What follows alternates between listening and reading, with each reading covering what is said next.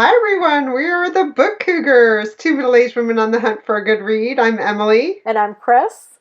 And we're here today to share with you some of our favorite reads so far of 2020.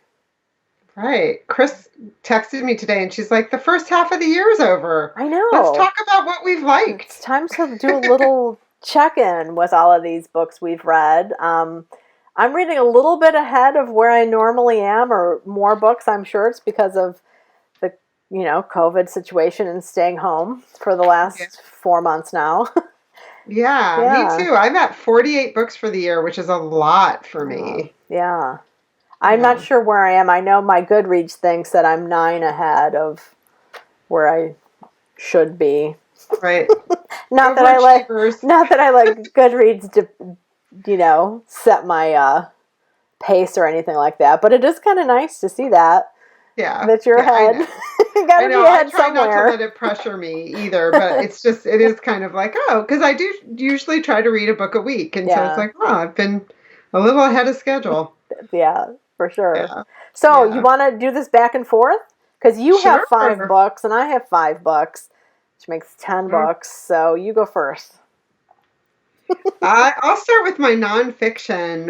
The Oh. one that's, and it's funny when I was looking through the list, usually I feel like I read pretty heavy in nonfiction and memoir, and I don't feel like I've read too much in either of those genres this year, which is shocking to me. Mm.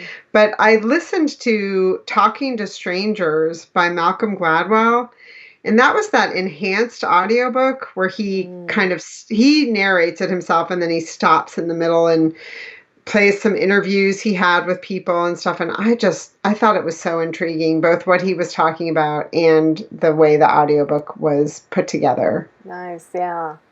Yeah, I'll go with my nonfiction. I only have one nonfiction on my list so far, and I know I went through a little bit of a phase where I had a hard time getting into novels, so I was reading more nonfiction, but now I feel like the opposite's the case. I'm really into more fiction, but my favorite nonfiction so far of the year has been Harriet Beecher Stowe's A Life by Joan D. Hedrick, which is a biography, a very intense biography that won the Pulitzer. And it is still considered the definitive biography of Harriet Beecher Stowe. And it's just one of those biographies of a historical person, a literary figure, that brings in so much about the culture of the time period and what that culture came out of, how it was morphed and grew into something different, and really enjoyable, but not a quick read. Yeah. Yeah. Yeah. You did that one a chapter at a time, I remember, for Yes. like over a long It period of was time. over a month, I think, it took me to Yeah. read that one, but I paced it out that way intentionally because I knew it wasn't going to be something I would be capable of just, flipping through quickly. Right. Well, my favorite short story collection of the first 6 months is A Small Thing to Want by our buddy Shuli Kaywood. Nice. This is her first foray into fiction, and I found the stories were super tight, really thought provoking about love and all its different forms and how we seek friendship and relationship with people in our lives. So I highly recommend it. Nice. Cool. I look forward to reading that one. I'll go with an audiobook, which I just finished talking about on episode 106, which will be coming out after this video posts. And it's My Sister, the Serial Killer by Oyukan Brathwaite. And I loved it. Absolutely loved the narrator. And who was the narrator? Let me say that real quick. Adepero Adoye is the narrator, and she does a fantastic job. It's a really good story in and of itself. It is about a sister who is a serial killer. There's 2 sisters. The older one cleans up the younger sister's mess because, of course, the younger one's the serial killer. So it's a lot of good social commentary, too, about women, gender, family relationships, and it's set in Nigeria. Oyukan is a Nigerian writer, so you also get the richness of the culture coming through the narration. So, I kind of don't want to read about serial killers, but you've got me convinced on this one. I'm going to oh give it a yeah, listen. completely the most. I think, original story about a serial killer situation, for Yeah, sure. Yeah. sounds great. Well, my favorite memoir of the year is From Scratch by Tembe Locke. This was a book that our buddy Matthew Goodman, the author Matthew Goodman, recommended that I read.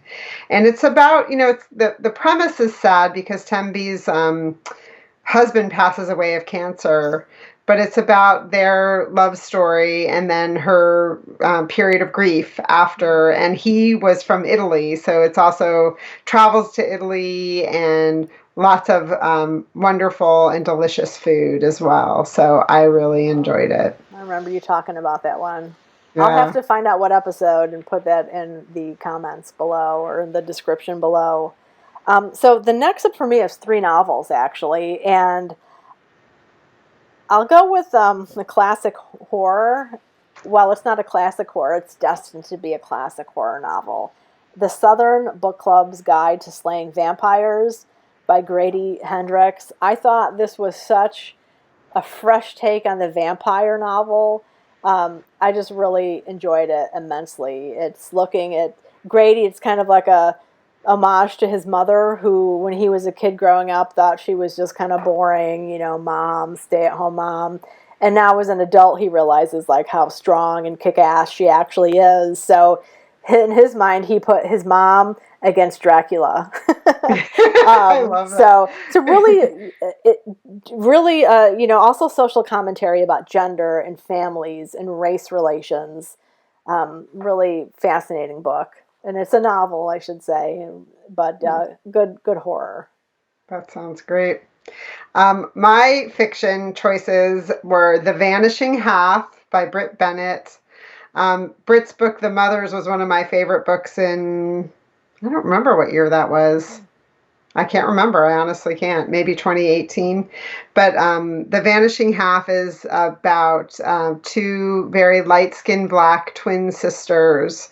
And the book starts off with a very unfortunate racist event that then has an impact on how they choose to move forward in the world. And one of them chooses to pass as white, and one of them doesn't. And the book really weaves these stories, and you're very curious how all of the characters are going to come into contact with each other, but they do. And I think she's just a brilliant writer. I've loved both of her books now. So she definitely did not have a sophomore slump. That's great. Nice. So my next one is also a little bit horror-ish. Empire of Wild by Sherry Dimeline. And this one is, Sherry is of the Métis tribe in Canada. And this story is based around the myth of the Rougarou, which is a werewolf-like creature that stalks the roads up there looking for people who've done bad things, or she just does a fascinating job of taking that mythical character and weaving it into a very contemporary story set in the Métis community with religious issues that go on, and why religious revivalism is helping to support things like pipelines and things like that. So again, it's a great story in and of itself with what the characters are going through, but the social commentary about business and control, it was just so well done. Really enjoyed it. It's amazing that we can read fiction and also just learn so much. I love that. Absolutely. Yeah. Well, the other book, and it was hard. I'm not a fan of having to choose, but you're getting much better at it. I don't have to twist your arm quite so much. That's right. Is Separation Anxiety by Laura Zigman. And I think what I loved about this book is she's just a great writer. I mean, it's very poignant. I mean, she was talking about hard subject matter, but you laughed, and just kind of saw how we try to manage our sadness and just manage the world, really, and having to navigate the world. by sometimes our behaviors can be kind of odd, but there's reasons for them, Mm-hmm. And I feel like she really navigated that and how then we try to interact with the people in our lives and figure it all out, marriage, being a mother, friends that are ill. She was a writer who couldn't write, all sorts of hard, tough things, but the author did it with humor, which I really appreciated. That's great. Nice. So the last one I'm going to talk about today is You Let Me In by Camilla Bruce. And this is a novel I went on about on past episodes. I think it's destined to become a feminist classic, maybe. I don't know. Unfortunately, it came out during a time of, COVID, and, the promotional efforts got a little buried, perhaps. But it's a story about this young girl who was visited by this creature called Mr. Pepper. And it's a story of abuse and revenge. And so much creativity went into this novel. It's like based on the fairy tale tradition, and that is not something I'm drawn to at all. So I wasn't sure what to expect, and it's one of those novels that I reviewed for Criminal Element that I didn't know much about before it came to me, and I'm so glad I read it because it really is a great exploration of trauma and sexual abuse and, again, family. Yeah. The good and the bad. And I really enjoyed it a lot. And some of the reviews I've seen, I've kind of poke into Goodreads every now and then just to see what people are saying about this novel because it's still on my mind. And some people really love it, and other people are like, nope, not for me. They DNF it. So it's one of those. You either love it or you don't. My daughter's reading it right now, so I'll get back to you and see what she thinks of it. Yeah. Can't wait to hear. Yeah. Cool. So, well, we hope, it's the holiday weekend. We hope you all stay home, stay safe. Yes. Read, wear your masks if you go out, and, we can get through this all together. Absolutely. But for now, we'll just read, I guess. Yeah, read and stay as healthy as we can. I'm actually going to, as soon as we hang up, I'm heading out to jump in the water for a little swim because it's hot here in Connecticut today. It is. It's humid, and I talked to my daughter in Ohio, and it's 90s there, so that's probably heading our way. Yeah, for sure. Yeah. So coming up, we're going to have a little clip from our interview with author Anne Oman, whose new book, it's technically a novella called Mango Rains, is out and available now. We are so happy that Anne was able to come and do a Skype interview with us. It was her first video interview that she's ever done. So we're going to play a little bit of it here, but to catch the full episode or the full interview, please check in on episode 106, which will be coming out next Tuesday. That's right. Yeah, enjoy. Yeah. We are so excited to have here with us today Anne Oman, who is a journalist by trade and has appeared in such publications as the Washington Post, the Baltimore Sun, the Washington Times. She's written a couple travel books about biking tours, which we'd love to ask her about. And she's here today also to talk to her about her fiction debut, which is the novella Mango Rains. Hi, Anne. Hi, how are you, Emily? So good, and so happy to have you here with us today. Would you be so willing as to give us a brief synopsis about what the novella is about? Mango Rains is a story about expatriates, mainly Americans, in Southeast Asia during the 1960s, the early 1960s.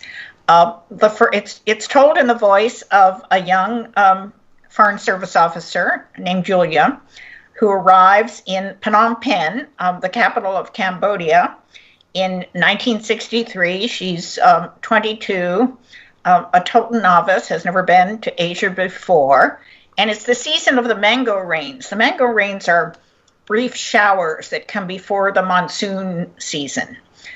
And it's about the people she meets. She falls in love, she falls out of love, she falls in love again. And the backdrop is a lot of the important things that were happening at the time. there was a war next door in Vietnam. Buddhist bonzes were immolating themselves. Eventually, there was a coup that toppled the American puppet regime, with our connivance, actually. And then John F. Kennedy was assassinated about 3 weeks later. This precipitated a diplomatic crisis, and most of the characters, most of the Americans anyway, had to leave Cambodia. And the second half of it follows them to various places around the world, including Vietnam, Indonesia, India, Africa, and the U.S. That's great. Thank you. That's probably more than you wanted to know. Oh, that's great. No, that's great, Anne. Thank you so much for that. So